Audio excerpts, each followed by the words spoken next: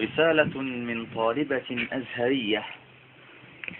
علمي تبعثر في الحياة بلا أمل، حقي تناهشه الظروف فما العمل؟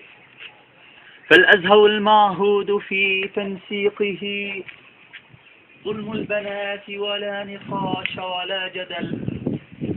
منعوك هندسة بمجموع أرى فيه المنال لطبها ولمن سأل. إني لأبكي من حياء بكائها، فبكاؤها في نبض قلبي متصل. أبحاثها آراؤها مسجونة، وحقوقها وكلامها لا تسل. وعجبت كيف صبرت يا أختي على ذل القلوب فذاك جرح مندمل. وعجبت كيف صبرت يا أختي على ذل القلوب فذاك جرح مندمل.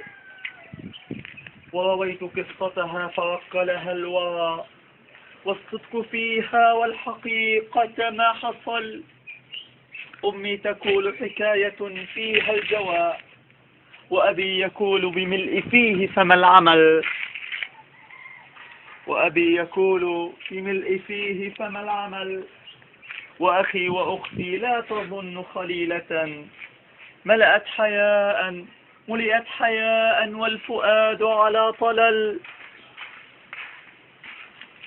أنا درعمي قد أصبت بحبها، أنا درعمي قد أصبت بحبها، أنا درعمي قد أصبت بحبها. لما عرفت حقيقة لم أحتمل.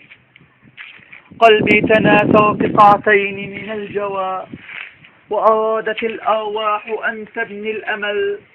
وسألت في يوم لما نتعلما، فضحكن في شكل على هم وذل. فأجبت نفسي أن علمي لوعة، وأبيت أن ألقى بعلمي ذا الأجل. وركبت في يوما قطارا أصفرا، وقف القطار وقيل أن به عطل. فرأيت أعدادا بكين تأخرا، فبكيت معهن الدماء ولم أسل. في الغابة الدنيا أصاب صفاءها حزن، وقلبي طار مني للجبل. ودموع أخوتنا تسيل كأنها نهر على سكك الحديد قد اتصل. هذا قليل من قليل قاتل، فاقوس قامت للتحية فاقتتل. إذ قد وقفت بها بموقفها الذي جاءت لنا سيارة كي نرتحل. هللت تكبيرا وقلت لها اركبي، وتركت إخوانا وهذا ما حصل.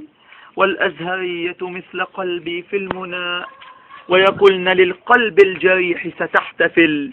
ما ذنبهن أهن فعلن جريمة؟ لم تقتلون العلم فيها والأمل؟ يا عندليب جواب هذا كله، أني سجنت وصار مثلي في زلل.